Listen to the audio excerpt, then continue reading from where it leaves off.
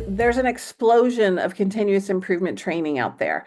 Sadly, some organizations and some training that's out there doesn't actually require a project, and they Mm. don't make you do anything with the knowledge. So how successful is that? So this could be kind of a standalone. If you've gone through some sort of green belt training and there was no project requirement, or you actually haven't applied it, or you maybe you've even forgot how to apply it, Mm. book is a great resource for people that are really now going to be out in the field. Rubber meets the road. You're going to apply this stuff, and you kind of want some help. You want some guidance on that journey, that project journey. Real life, right? This is Mhm. what really goes on out there.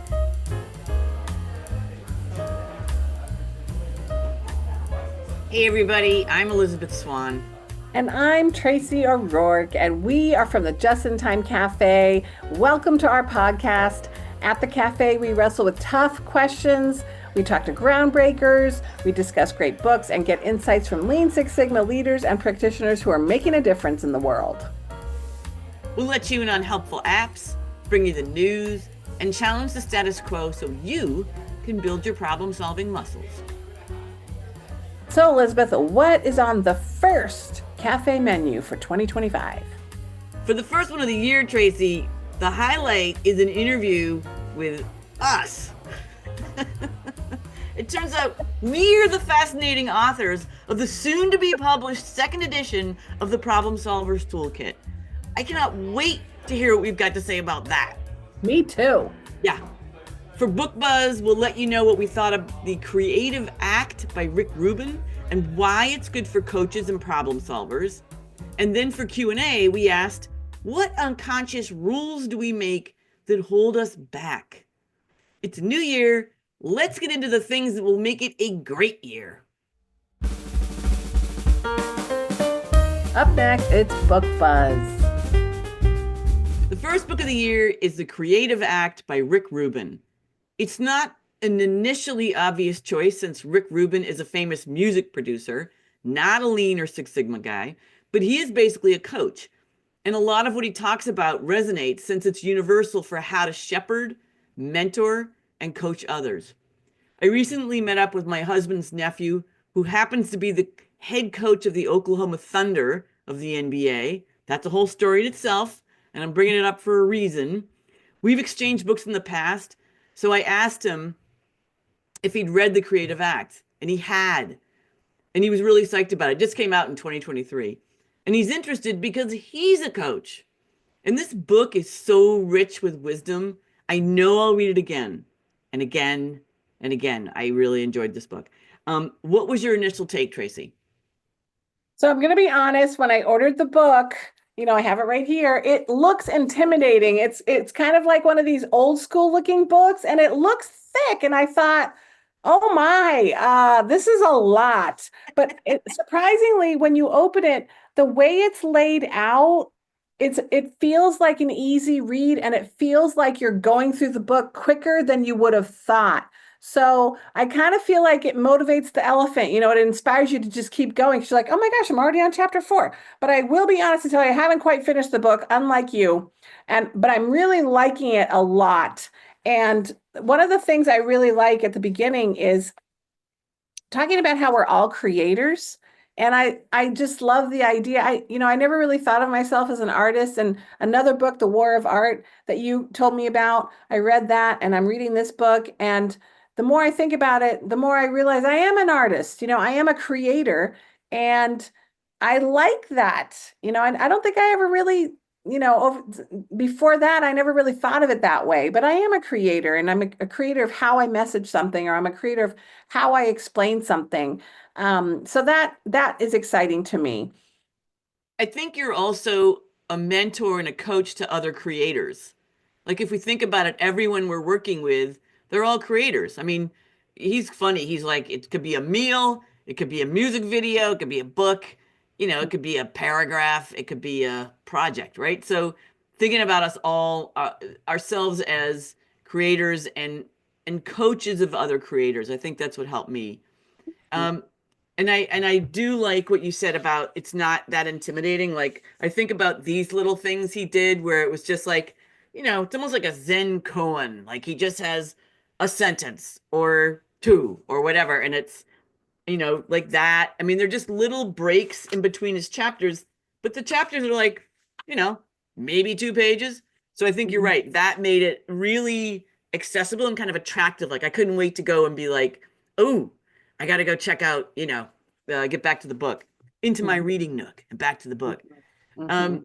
One of his, he writes a lot of things that, I think you and I both believe in. Like he wrote, mistakes are what make works great. All right. That's a quote that I grabbed. And I thought, that goes back to improv. Mistakes are gold. So that was, you're always listening because, oh, the mistakes are where the action is. Um, and so that really stuck with me. Um, and what are there things that stuck with you, like things that, like quotes that I feel like things jumped out the page on with this thing, Mhm. Mhm. just the wisdom. A lot of really just universally good messages that I think are really important to take time to think through and digest and process. So this one idea about practicing detachment, think I wasn't expecting that plot twist. And I think that is so important because I feel like we can get really worked up these days. We focus on something and we can get really worked up. And if we don't practice detachment to some degree, that we just let it run the rest of our day. And I actually just came off of a meditation workshop this weekend, and it was really about letting things go, if you will, thoughts go, not necessarily things that are important that you want to work on, but more importantly about keeping centered and not letting something just derail you. So I really like that. What was one you liked? Another one I liked was um, trying may get in the way. Go for a walk. And it made me realize, oh, those moments where you're struggling and you're like, I'm problem solving, I'm trying to figure something out, and I'm just getting nowhere. I might as well, I'm staring at a blank page in a way. And then if I take a walk, I mean, so if the weather's nice, which it is absolutely not right now on Cape Cod, but if the weather's nice, I'll go for a bike ride because I know from studying it and I've written about it, but the theta waves are what you get where you get your best idea flow. And those are when you're doing something rote, like riding a bike, taking a walk, washing the dishes, doing your laundry. Like those things free up your mind. And it's just a good thing to remember. Like, okay, I'm not getting anywhere. So let me shift into a simple physical activity. The other Mhm. thing is if I sleep on it, right? Because you can get those same waves when you wake up in the middle of the night and your brain has been sort of solving in the meantime, like making little neural connections while you're sleeping. And I think then you can wake up and go, ah, ha, like that's how I'm going to solve the problem. Hmm. Um, any other pieces that were calling you? Those are the ones that really resonate for me. Um, I really I kind of jumbled The Art of War and this book, I think, because I was reading them at the same time. But I'm really loving the effort that we're putting into leaning into creativity. And I think a takeaway is, it is a way of being, right? That's the name of the book. And to really lean into it and own the creativity, because I think it helps you to be more creative. And I Yeah. think I think we could all use a little more creativity in our jobs. I think, there's a lot of data that show that people are really unhappy in their work. And I feel like if people leaned into being a little bit more creative, or have some sort of creative outlet, or realize that they are a creator, I think that could bring some joy into what people do every day. Mhm. I'm Elizabeth Swan, and you're listening to the Just in Time Cafe podcast. In a short while, you'll get to hear our interview with me and Tracy.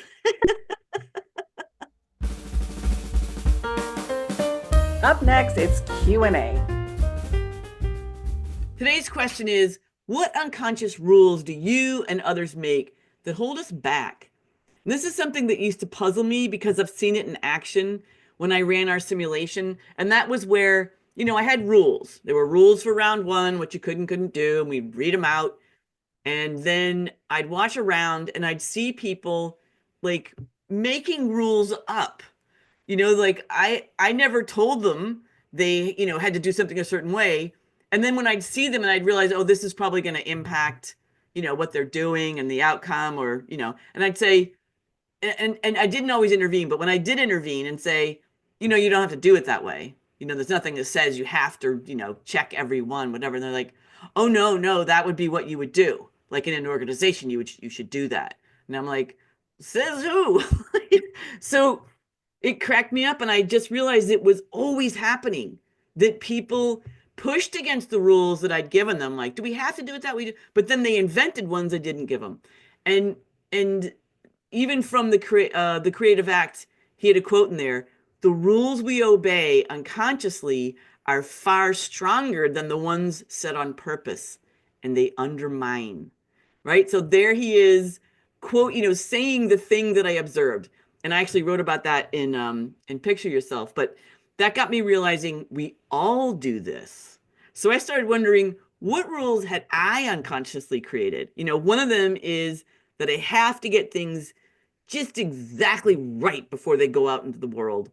And that seriously slows me down. So that's a big one. I know I'm working on it, but what about you, Tracy? Gosh, okay. This is a tough one because it's unconscious. So I was really struggling at first, but I think in just listening to you talk, I think we see a lot of unconscious rules applied, like you said, at work. So a good example is, making process changes. So people assume, oh, no, no, no, that is code. You can't change, we can't change that because that's the way it is. That's code. Well, what does the code say? I don't know, but it's code. Right. So let's explore that a little more. So, I see it popping up in what we do, just like you did. Um, this was harder for me. I know I have them, but you know, I'm told that I do a lot, and I'm always sometimes do too much. And I have noticed that sometimes I prioritize other people's time over mine. So, Mm. for example, if somebody wants to meet with me and they say, well, if they're in a different time zone and they say, okay, well, how about 3 o'clock? And that's my lunchtime, I'll still do it. I won't be like, well, I can't. It's 12 o'clock. I got to eat. I'll just let them schedule it. And Yeah. some people, I just think I'm freer with my time. But sometimes that could be not good. So Yes. it's sort of like I'm putting that their time is more important than mine, and that may not be the case, right? Yeah, and that kind of goes against, put the oxygen mask on first Hmm. before, anyone else. And you're Yeah. not, right? You're Mhm. flinging it to the wind. Exactly. Let, Yes. let me let me jump in there. Yeah, I have a similar one, that I think it's unwritten or written in my brain that it's unkind, it's ungenerous not to take things on. I assume responsibility before I've thought through a task or even been asked, right? And it's insidious. And luckily, sometimes people push back. I just finished recording the audiobook for Picture Yourself, and I posted about all the ridiculous mistakes I made. But this is a mistake I didn't make. When I finished, the producer said, okay, one of the things that Audible requires, it's funny, Audible required two things that, he had to make sure he covered with me. One of them was you have to say the end. Like in your book, you may not have written the end, but you have to say the end. Like they just require that. So at some point, every book that's Audible or on Audible has that. So that's interesting. The other thing they said is you've got to pick a snippet that would represent the book, right? So and he could, do you want to do that? And my instinct was to immediately say, sure, okay, I'll do that. And then I thought, you know, I got a class, I got a graduation, I got to get to San Diego, I got to go to work. I mean, I was like, what am I thinking? So I just went, he goes, or I could do it. And I'm like, yeah, let's do that. You do it. But it took that stutter step. I'm like getting a little better where I didn't quite jump in, but oh man, Uh-huh. that's tough. Would an unconscious bias be that I always think I have more time than I do? Well, Right? that's a bias. These are rules. Oh, okay, okay. Rules Yeah. that you Okay. create that you kind of live by. Like there's a Okay. rule somewhere in your head that you owe it to the person to say yes. That the rule is their time is more important than yours. Maybe that's the unwritten rule in your head. Everyone else's time is more important than Tracy, which, you know, that's hard. That could be So problematic. It could it be would be problematic. very problematic. And I do that at home too, right? My kids and just stuff like that. So, which is interesting. Yeah. I mean, and uncovering your unconscious rules is tough, right? Once again, that's kind of like staring at a blank page, like they're unconscious. I don't know. I'm not Mhm. aware of them. So I am working on surfacing them, but it's like you have to stop at random moments and see if you can suss out what limitations you're creating, that Uh-huh. you're operating with that you created, right? Yes. That's my challenge. Yeah. That's our Okay, I challenge, got one. Tracy. I got one. I got one. Okay. Okay, you can tell me if it's wrong or not. All right, go ahead. Finishing my food on every meal. That's a good one. Like Unconscious it's rule. an unconscious rule, right? Like I've been trained to finish my plate since I was young, and sadly, these portions get huge, and I actually feel guilty when like if I don't finish it or I have to take it home even. Like, but it's just unreasonable. It's just Yeah, unreasonable to do that now. But I still think about that. It's like, no, you have to finish your plate. that is that is very much a rule. And I believe, and I've actually challenged that recently. And imagine in my family, my husband's doing all the cooking.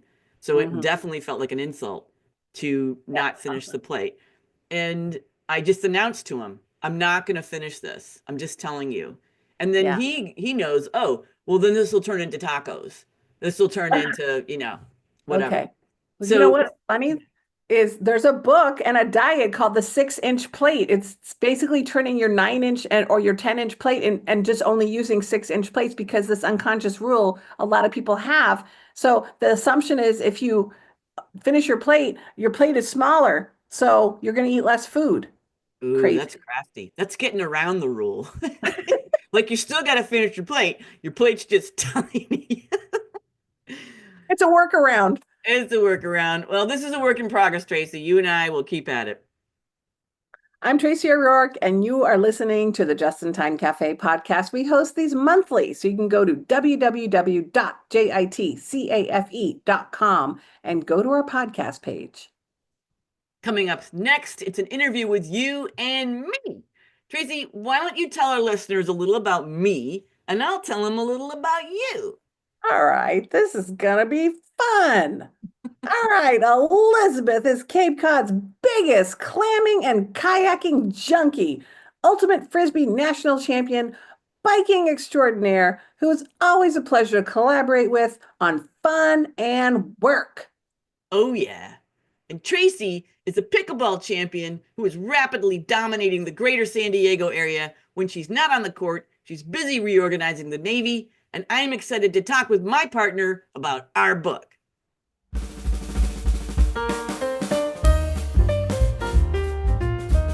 Welcome us. Always a Elizabeth and pleasure. Tracy. Always a pleasure.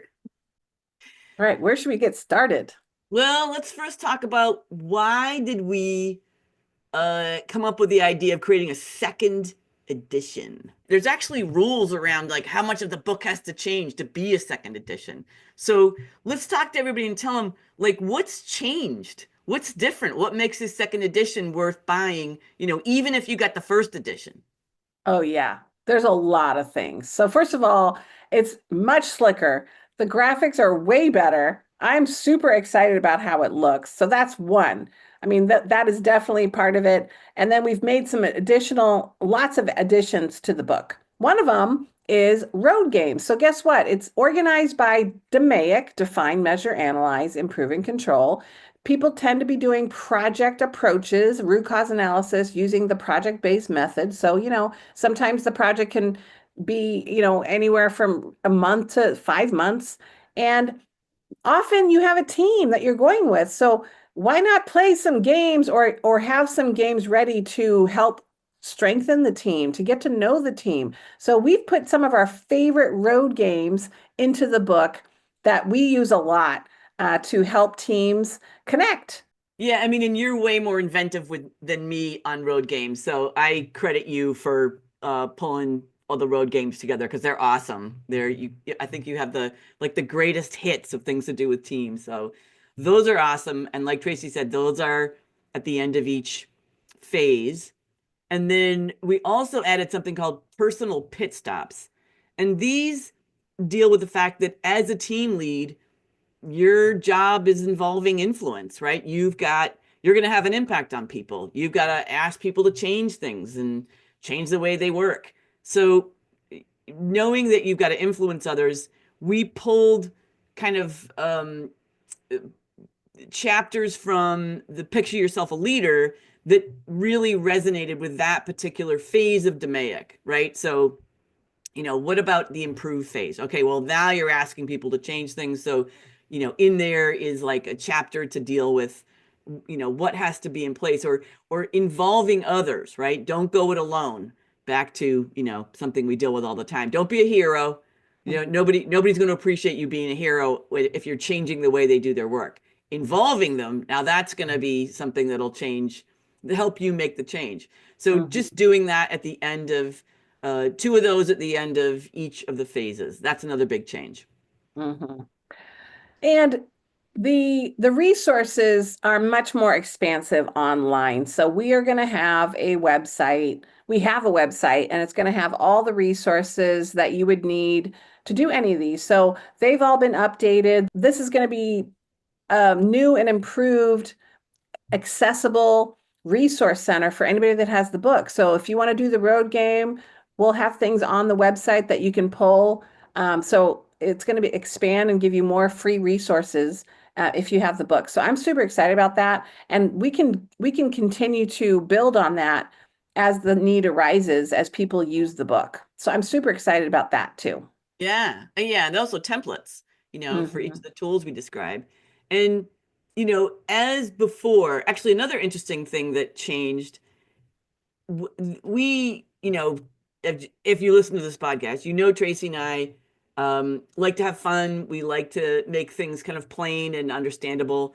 And that's what that book is. The book is just making it simple, accessible, and fun, right? And there's a running case study in there that's got just in time cafe folks and Tracy and Uh-huh. I. And we just broke it down, straightforward, not, just not overwrought in terms of what it takes to do a project, right? Make it simple, but make it accessible. And we've definitely upped that a little bit, right? So anything we found in there that wasn't feeling accessible, we were like, I think we could do better. And that was really Yeah. fun. I enjoyed doing that. Mhm. Let's talk about who the book is for, Ooh. because I think this is a really important thing, especially because there's an explosion of continuous improvement training out there. There's lots of places that are doing training. You can have it at your company, you can go to different places. And what I'm really seeing, sadly, which I think is a very important piece of learning, is project application. So you and I teach at UC San Diego, we teach the Greenbelt, we teach for UCSD Health. All of those courses, I believe, are designed wonderful because they include project work. So it's training, you do pass an exam, but ultimately where the rubber meets the road is projects. Doing a project, applying the tools, applying the methods. And sadly, some organizations and some training that's out there doesn't actually require a project, and they Mm. don't make you do anything with the knowledge. So how successful is that? So this could be kind of a standalone. If you've gone through some sort of greenbelt training and there was no project requirement, or you actually haven't applied it, or you've even forgot how to apply it, Mm. this book is a great resource for people that are really now going to be out in the field. Rubber meets the road. You're going to apply this stuff, and you kind of want some help. You want some guidance on that journey, that project journey, if you will. So, Yeah. so I think that's really important. What do you think? No, you're bringing up a great point, and you're reminding me the other aspect of this book that sets it apart from other tool books is that we know nothing goes according to plan. you can lay out, here's how you use this tool, here's an example of how to use it. But what we did that people really resonated with was we put down all the potholes you're going to get into, or you could get into, right? So we said, okay, here's how it goes wrong. And we just listed all the potholes that could happen with that particular tool or that phase in demand. And then we gave them detours. Like, if that happens, here's where you go. Here's what you do. And I think that that just gets at, once again, real life, right? This is Mhm. what really goes on out there. And I Yeah. think you had Yeah. you had some I folks have at the an Navy example of using that. this, right? Yeah, a couple places actually. So I was um, a consultant in the Navy, and I came in, but there was a guy that had been there already, and he was told that he had to improve some stuff. He was a engineering duty officer, an EDO, and he had already been there and he was trying to figure out how to do this process improvement stuff. And he wasn't, in his mind, he wasn't getting the help that he needed and the resources that he needed. I actually gave him one of our books, and this was the old edition. And it was funny because he was just a sponge. He literally read the entire book the next time I had seen him, which was sometime later that week. And he goes, I read through the potholes, and I've done every one of those freaking potholes on these 4 templates. And so he's like, it was super helpful, but I wish I would have known that before. Right? You So, know what was yeah. hilarious is that we gave the book out to our editorial board, which had full of phenomenal people, including our last podcast guest, Tracy Defoe, who uh, literally helped us rethink one of our tools or approaches. And and then I swear Sally Toyster, who used to be head of continuous improvement, operational excellence for Starwood Hotels and Resorts, and then Marriott, uh, and she just gave us so many new potholes. She goes, "Oh yeah, I got 2 more." So we added in like even more potholes because we got some great, boots on the ground examples of, oh, here's how it can go wrong too. Yes, true. Well, Oh, Tracy, I can't wait for this thing to hit the ground. I think it's going to be, could be February, maybe early March. yep. It's coming soon. Coming 2025 soon, for sure. people. What'd you say? I said 2025 for sure. For sure. Oh man, well, it was very fun interviewing with you, Tracy. I enjoyed that. Me too.